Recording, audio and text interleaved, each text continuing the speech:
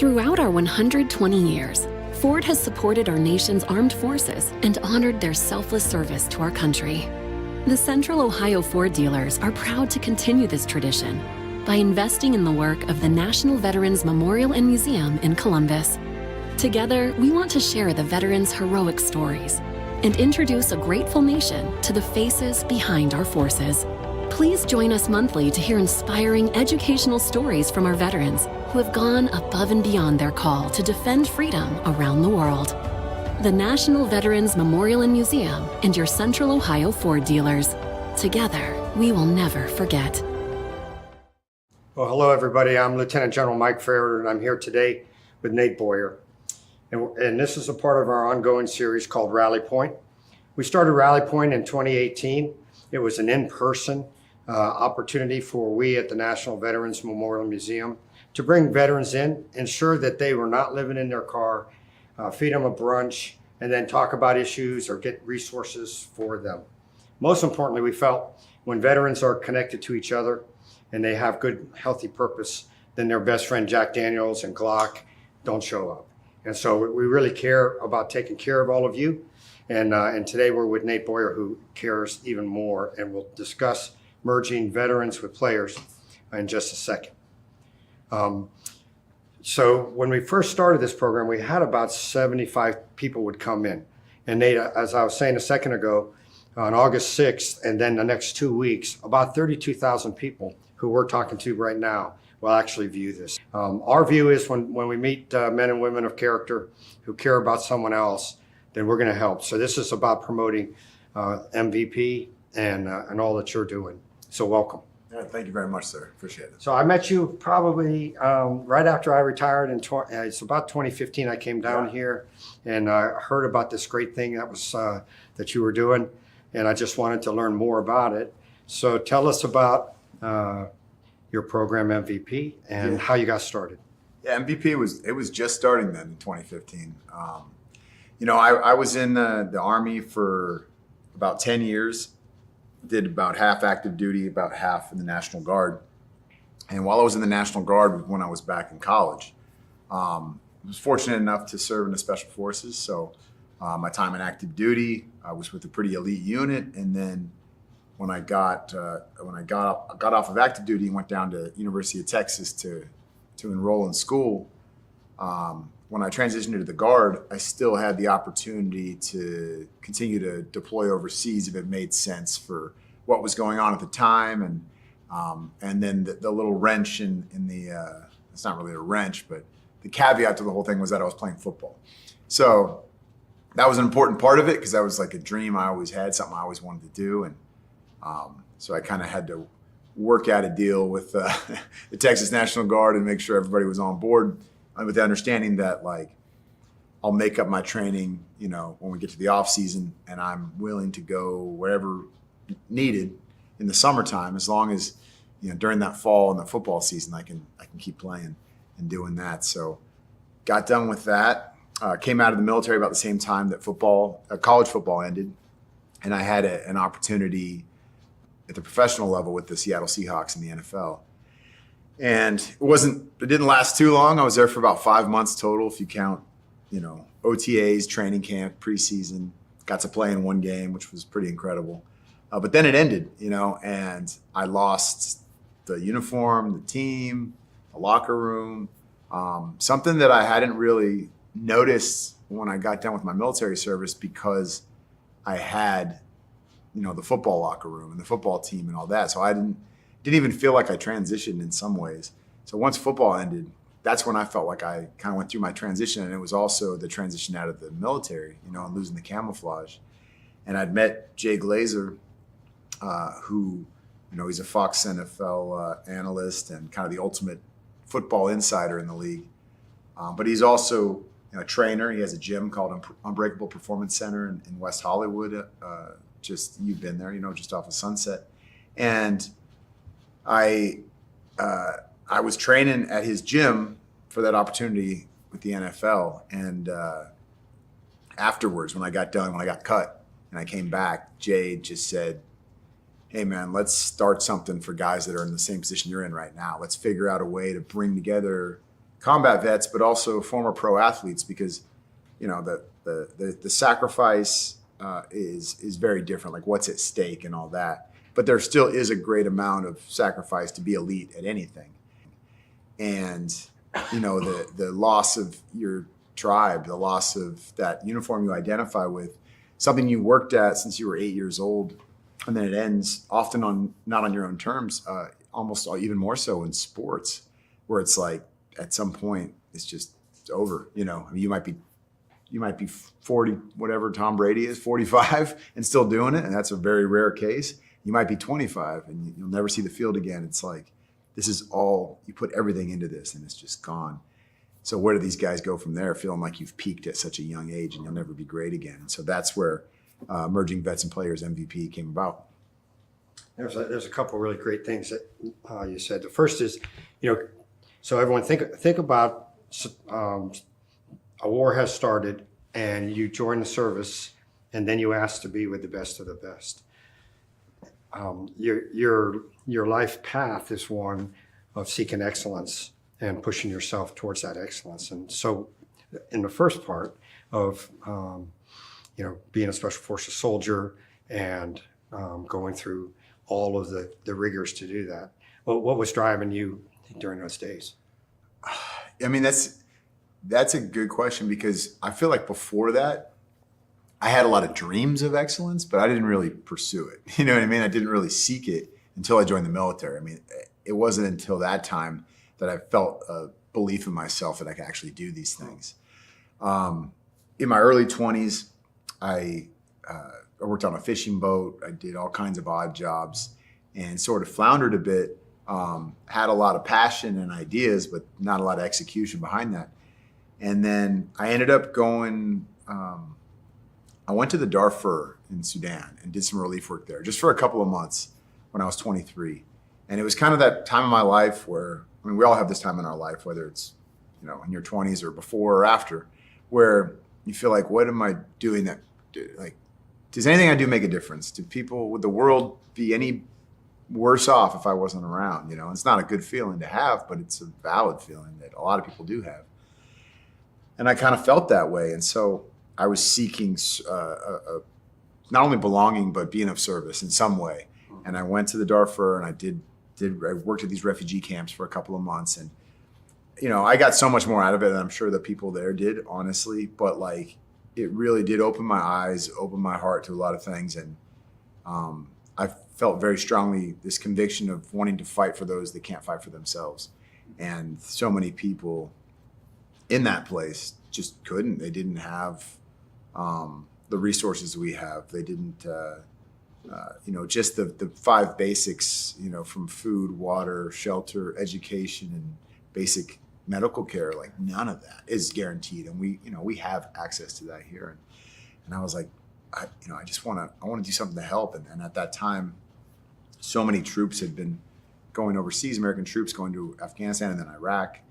And this 18 X-ray program opened up in the Army, and you could come in off the street if you tested high enough, and you know you go to basic training in airborne school, and then straight into Special Forces selection. And so I got that contract, and sort of off I went there. So, but that was the first time. I think making that trip was a big step for me. Of like, I can do this, even though it's daunting, it's dangerous.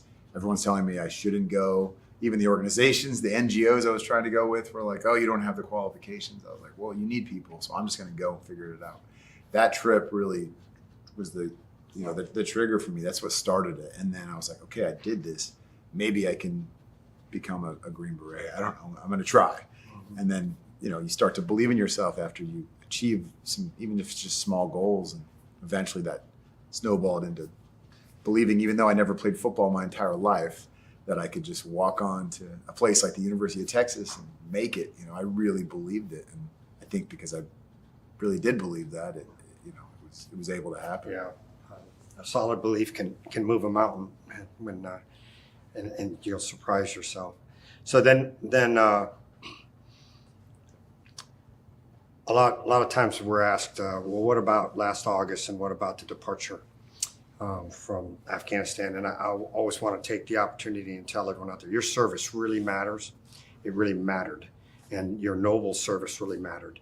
And we can never be responsible for what happens a year after, but you don't need to question yourself. And I think that encouragement everyone needs to hear, because they're scratching their head about some friends that they lost and some tough spots that they were in. But just in terms of service matter, and let's cover that ground now, because everyone's looking at me wondering if I got the guts to say that. Yeah, no, and it's a tough thing to talk about because it is a sensitive subject. A lot of people are, feel a certain way about it, and everybody's got their own experiences, opinions, beliefs, and we're all entitled to that. That's what I love about America, is we're not only entitled to that, we're allowed to voice it, and we should be able to express anger if we're angry, and sadness if we're sad, and joy if we're happy. So, for me, the way I've tried to explain it to some people, how it feels to me, is like I relate it to sports. If my ultimate goal was to, win a championship, or my ultimate goal, my goal was to play in the NFL, play for a professional football team, make the team, of course, win the Super Bowl, whatever all your goals are. But then you look at like my career, and, I went to Texas with the dream of being a safety or a wide receiver. I was a long snapper.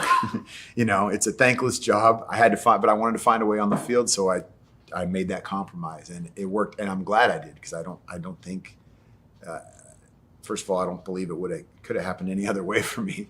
But if I wasn't willing to kind of flex, it wouldn't have worked, right?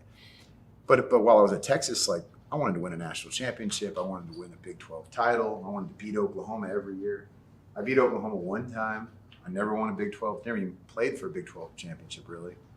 And obviously didn't win a national championship. And then I go to the Seahawks, and, I played in the preseason, but I didn't play in the regular season. So, I failed. I didn't make it. I didn't achieve what I set out to do. We didn't win, but like, do I regret the effort I put in? And would I do it again and try? Absolutely. And that result, like, that's just out of my hands, at some level. It's out of all of our hands. All we can do is like do the best that we can do with the people, we're around, and I know pretty much everybody I served with, I firmly believe, would have done anything to make sure that I was safe, and the other, oftentimes the Iraqi and Afghan men and women that we served alongside and were there to help protect, would do anything for them, and still would, So with the way that things went down, and how heartbreaking it was to see it just crumble so quick, you should never doubt or never look down on your actions, and look down on your willingness and the fact that we enlisted, we all made a choice. We stepped up and said, I'll do it, and then it plays out how it plays out. But there's a lot of people's lives you changed back home here, and a lot of people's lives overseas you change, and you never know what the future holds. It still could. I'm very hopeful that there is like possibility for change in places that do need it. So I think that's the best we can do, and I do believe that too. I'm not just being, optimistic for the sake of being optimistic. Yeah, my brother was employed here in Hollywood as an agent, and he's my little brother, so I'd mess with him and say, "What do you do, John?" And he'd say, "You know what I do? I'm one of the biggest Hollywood agents." I said, "No, that's your job, but what do you do?" And so Nate, I think joining the military when you did was because you felt there was something to do, and then as you traveled through your career, and there was something to do still, and then as you came out and played football, there was something to do, and then when you met Jay Glazer and you all sat together, you said, "You know what? There's something to do." So, describe to our audience that idea of, there's something out there. It's beyond your fingertip reach, but it's something that's important to do.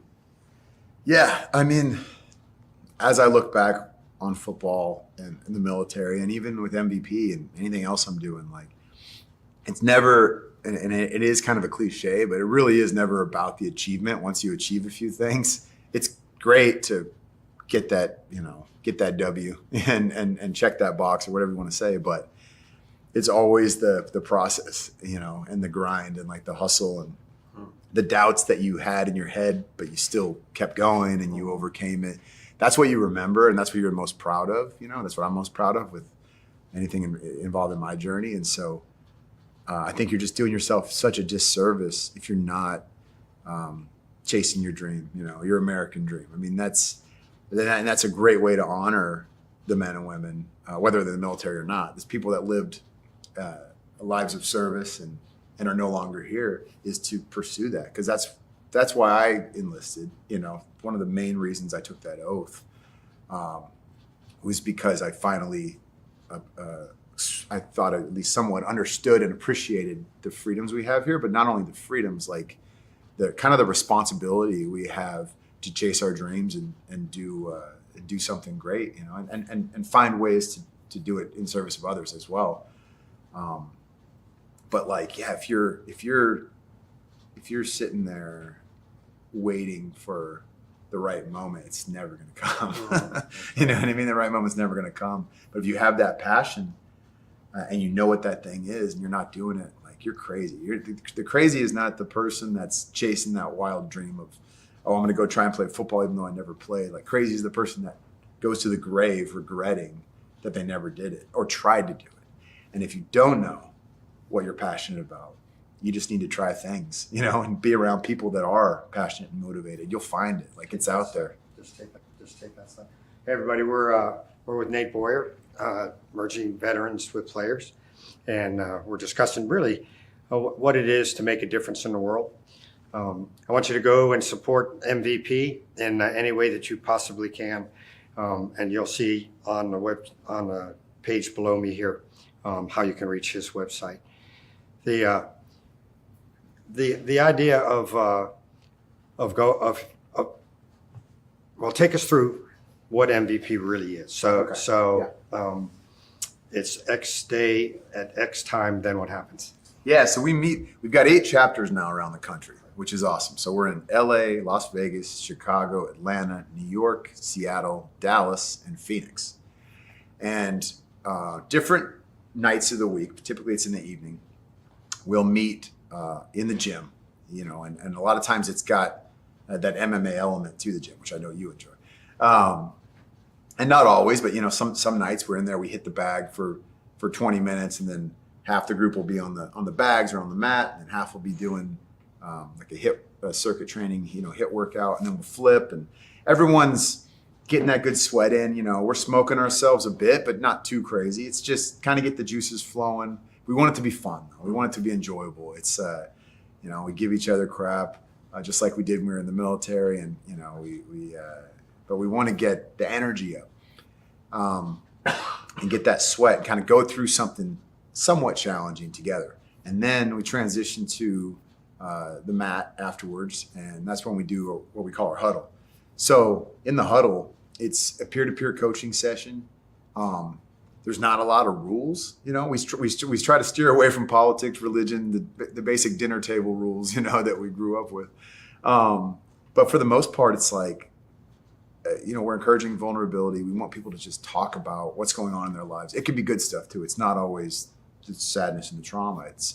We love sharing wins, and hearing about people's growth. But you're in a group setting with anywhere from 20 to 40 people typically, and people that are all combat vets and former pro athletes. So there's that shared experience at some level, but also like the mutual respect from one another, kind of heroes to each other is what we sort of talk about. And but also it's a safe space. I mean, you can talk about something that happened when you were 10 years old, or something that happened 10 years ago or 10 minutes ago, and it shouldn't matter. Like, it should be.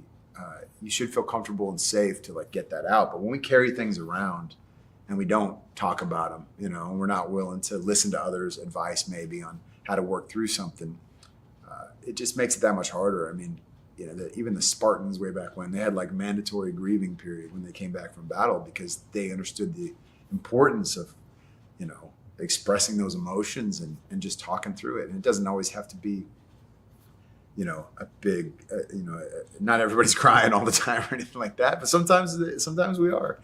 But I think just speaking it into the universe and kind of getting it off your chest is huge.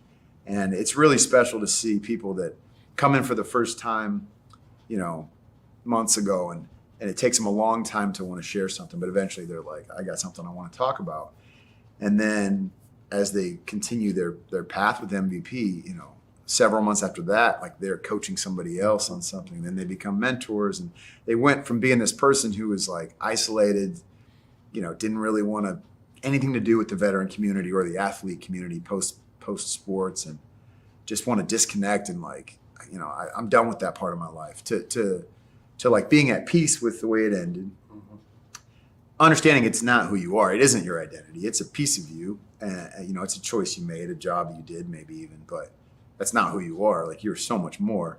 But also like not, and still embracing that and helping others who are in your shoes, get through that door and realize like, okay, wow, like not only is there a lot more out there, but I'm really capable because of what I survived, you know what I mean? And what I experienced and what I've done in my life that a lot of other people can't say they've done. And, I've got a certain level of resiliency that others might not have, even though I've never, done I'm hustling in the film and TV world now. It's like, yeah, I didn't have that background, but I understand, I think work ethic and collaboration and like all those things that go into making something. If you have that belief, then rejection is not hard to do, but we have to be really good at it because, we look at it, and I look at it when someone says no or I'm not sure, I haven't done a good enough job of explaining why this is important to get done.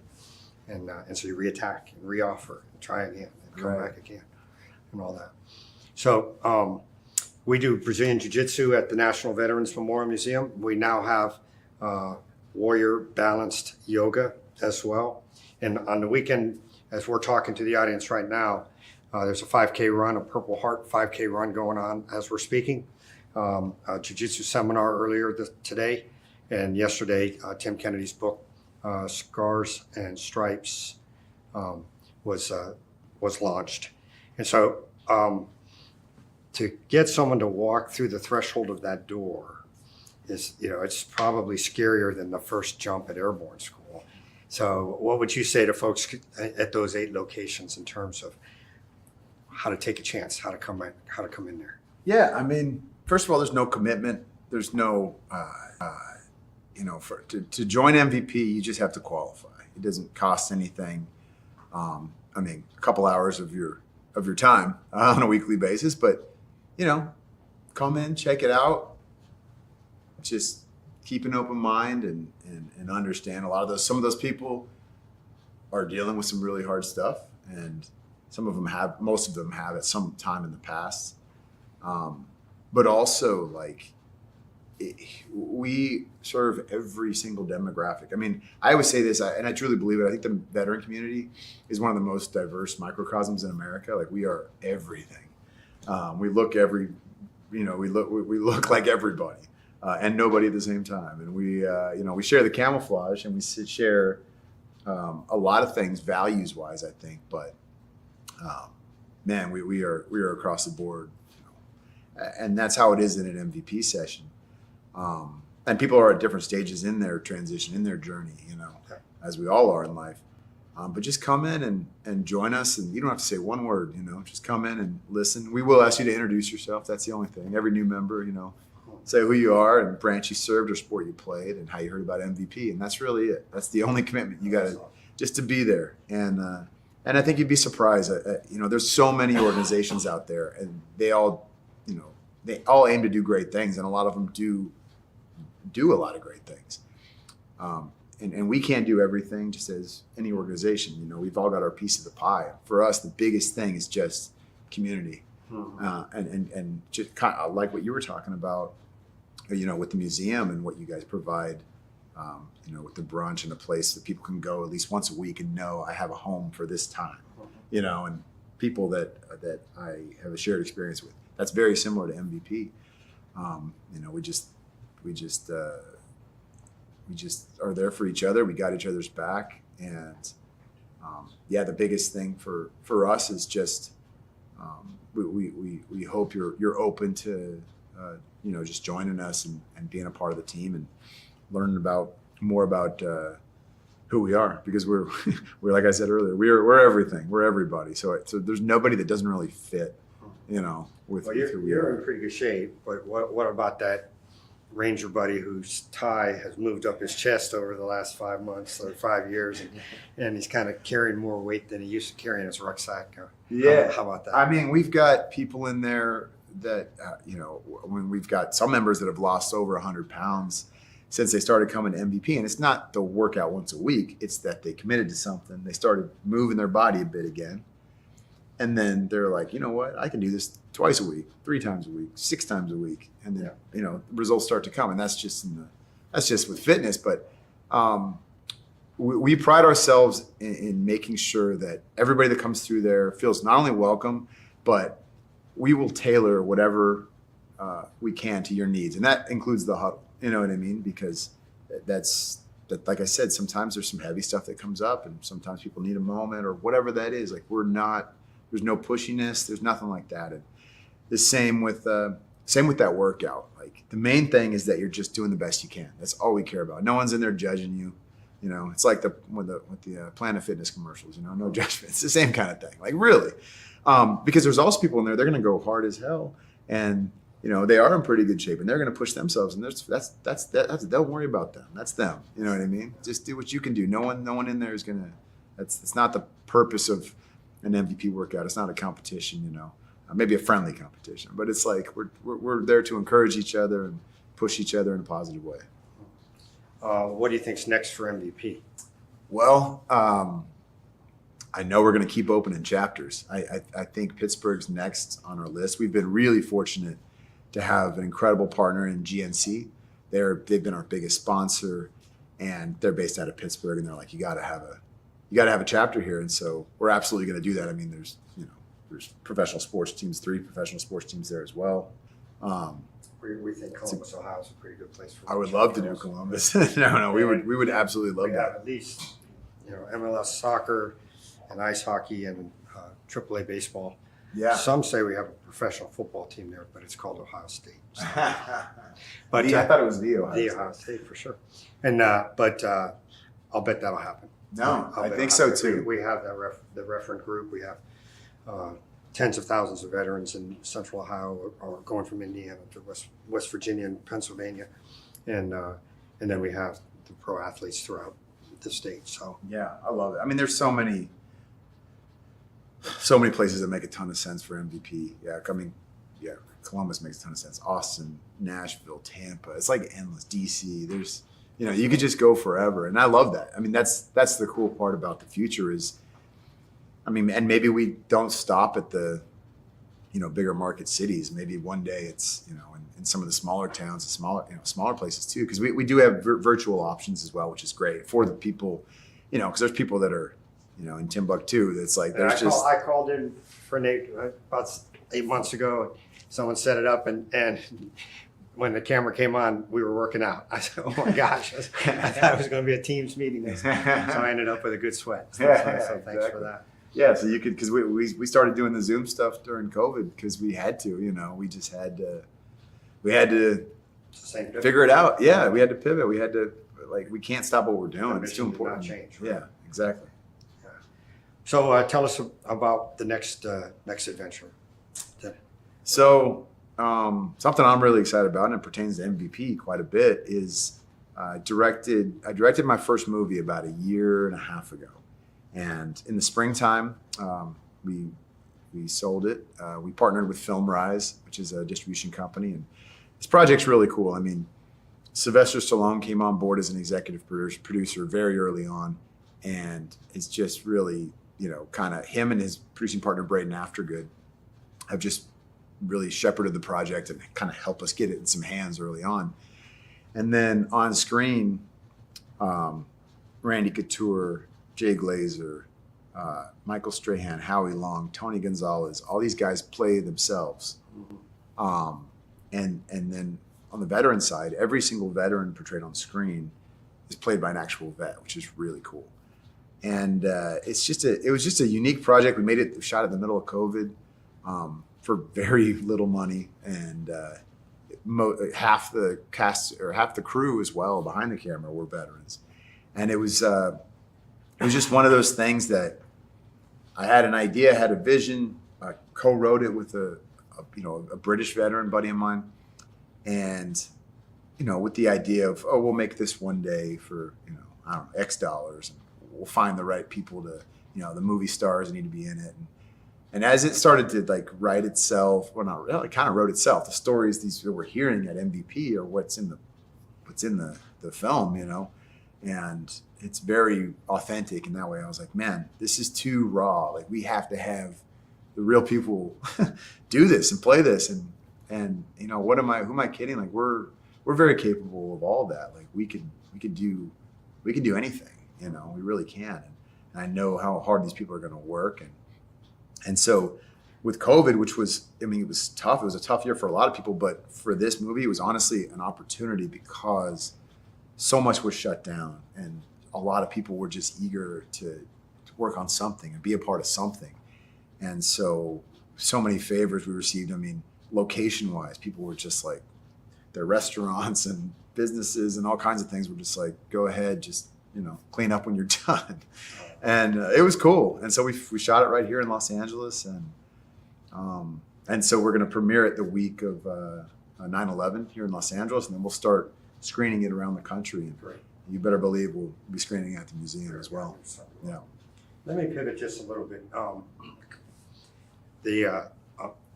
Most of the veterans that or have served with, just your deep feeling on veterans.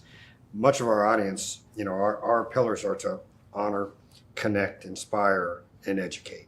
And the connect side of it, sometimes there's a lot of programming about the problem of the veteran and to get them through it. But let's talk about the strength of the veteran and veteran employment opportunities that we're running and what a veteran means when they get into your company or into your business.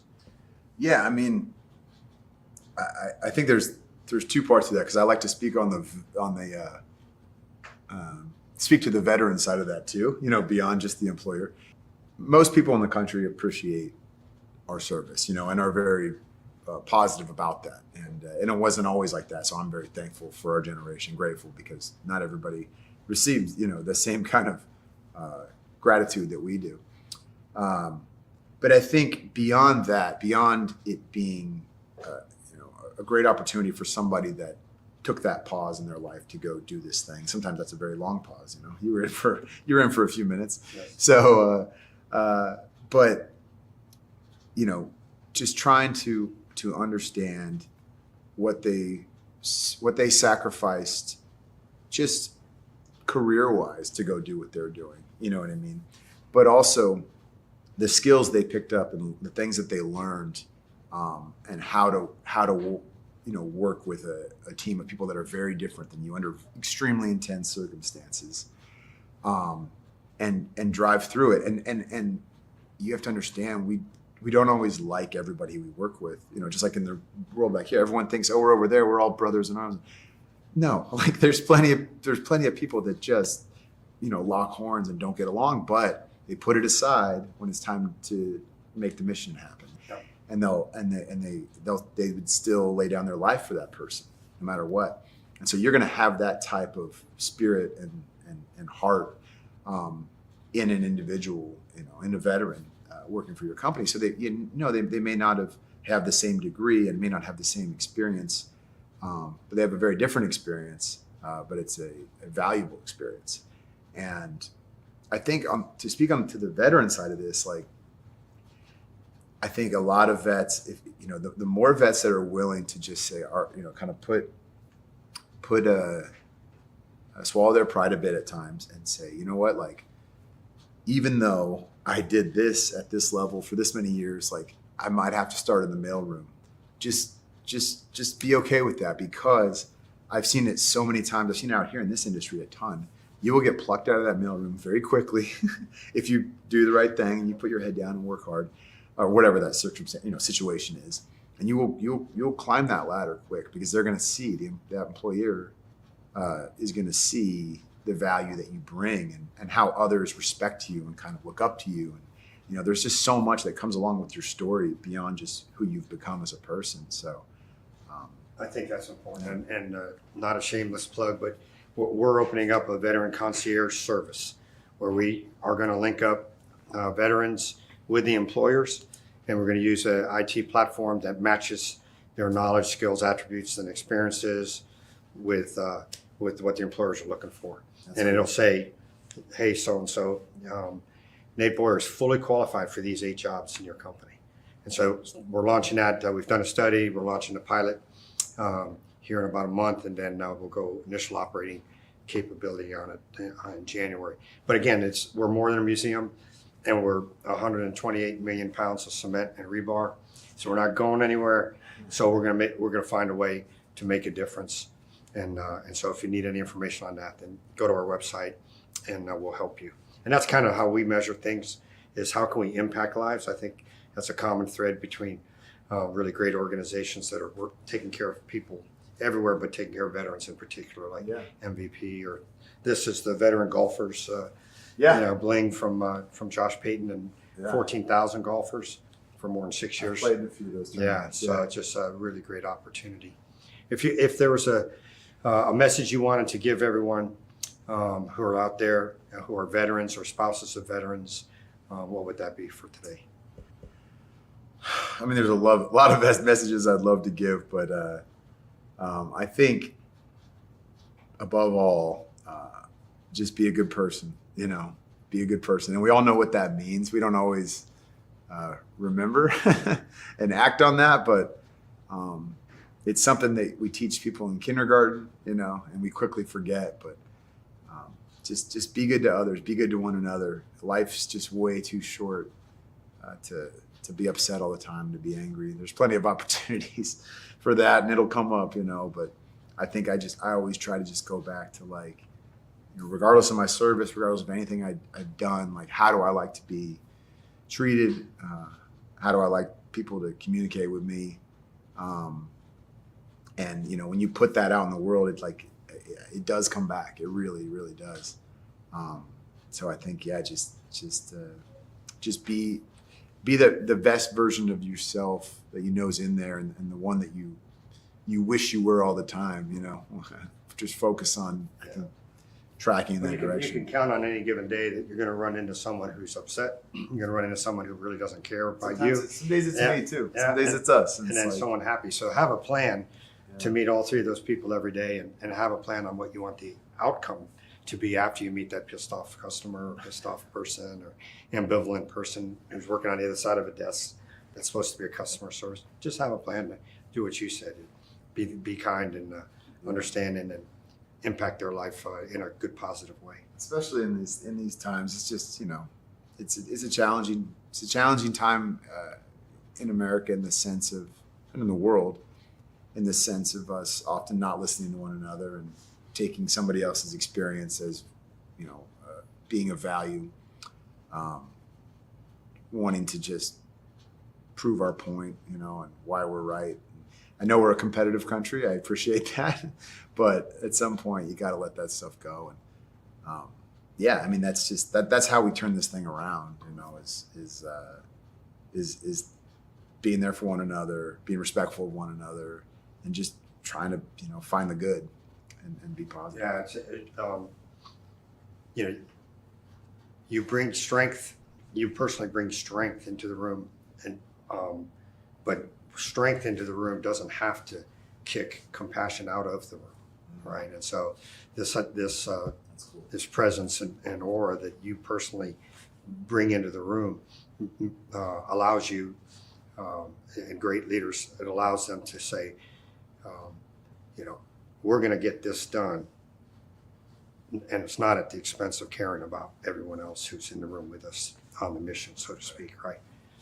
One final question, I guess, is any shout out for anyone or anything, or any help that you need to so that MVP can impact even further lives? Yeah, I mean, I would encourage anybody to go to vetsandplayers.org.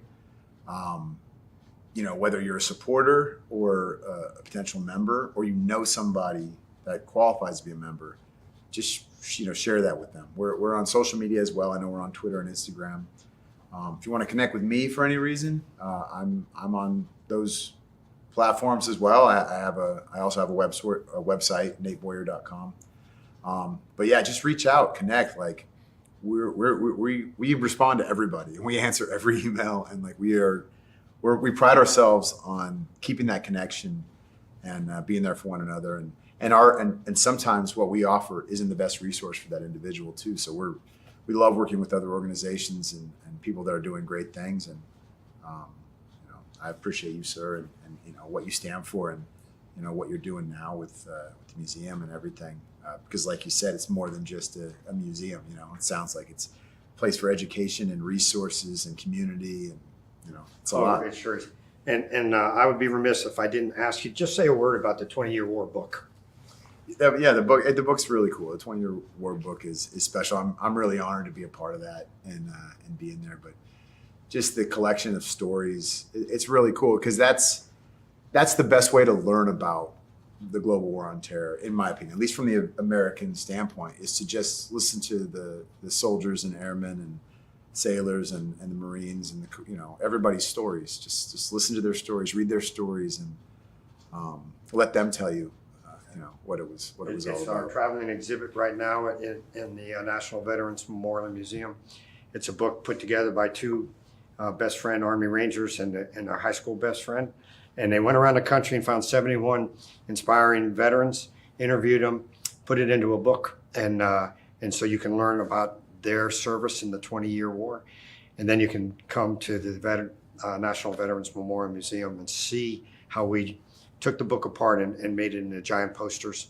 Or you can go to nationalvmm.org and see our virtual museum there. Well, Nate, often we say don't slow down. And so you truly are part of that next greatest generation in America. It will be seen that way in 10 to 15 years, what our fighters from the 20-Year War came back and really got done. And, you can't save everything. You can't fix everything.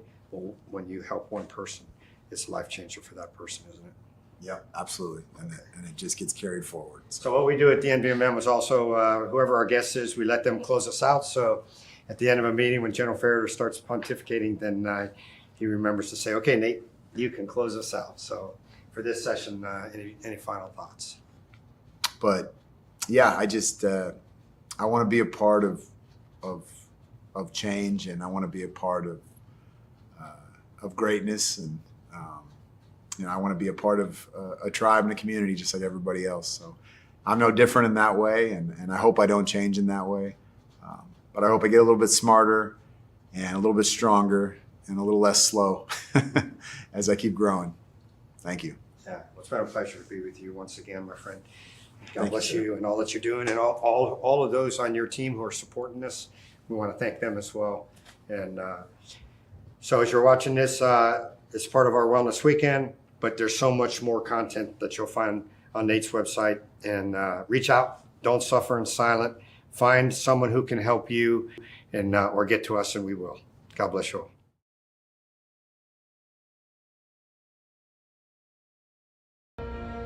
Throughout our 120 years, Ford has supported our nation's armed forces and honored their selfless service to our country. The Central Ohio Ford dealers are proud to continue this tradition by investing in the work of the National Veterans Memorial and Museum in Columbus. Together, we want to share the veterans' heroic stories and introduce a grateful nation to the faces behind our forces. Please join us monthly to hear inspiring educational stories from our veterans who have gone above and beyond their call to defend freedom around the world. The National Veterans Memorial and Museum and your Central Ohio Ford dealers. Together, we will never forget.